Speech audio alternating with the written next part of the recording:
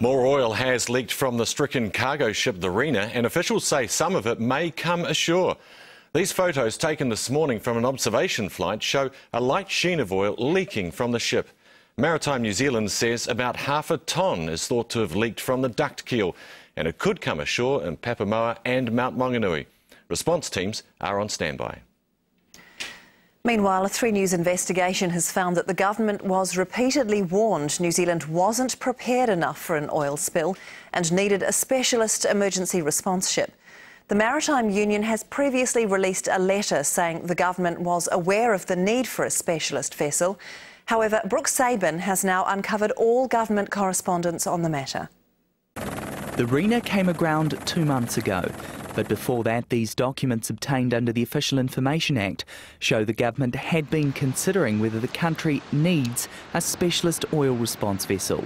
The documents show that from training through to equipment, through to response plans, we were woefully unprepared. The paper trail begins last year when a Nelson Marine support company called Unimar wrote to the government saying we feel there is a fundamental need for New Zealand to have a strategy and appropriate equipment on call 24 hours, 365 days a year in the event of any surface oil spill.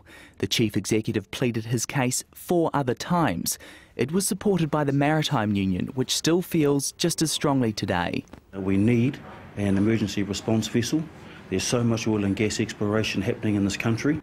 But 2 months after Unimar's repeated warnings, the government advised the Oil Pollution Advisory Committee had decided against funding a dedicated emergency response vessel based in New Zealand. But Unimar sent one last letter in February this year, pleading with the government to change its mind, urging that further consideration be given to this critical area.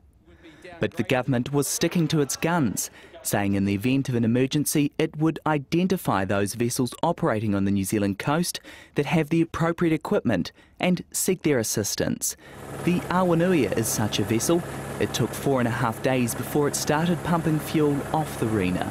One of the big problems with the people up there through the east coast are all saying 4.5 days, nothing happened, no vessel. Now, if you had a vessel out there, it would have actually put them at rest and it would have been out there and which actually would have been doing its job. But some in the marine industry disagree.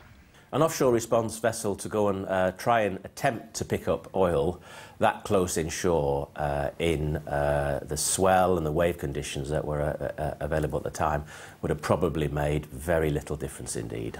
And Transport Minister Joyce won't accept the government has oil on its hands. There's nothing that we could have had on hand that would have made any difference to the outcome of the Rena when you think it through, because the amount of oil that escaped from the Rena was actually determined by the way the ship hit the reef on that very first day. These documents also reveal that the government got a proposal from Port Taranaki back in August to fund a national offshore rapid response facility, which would have included an emergency response tug, but they've withheld all other information.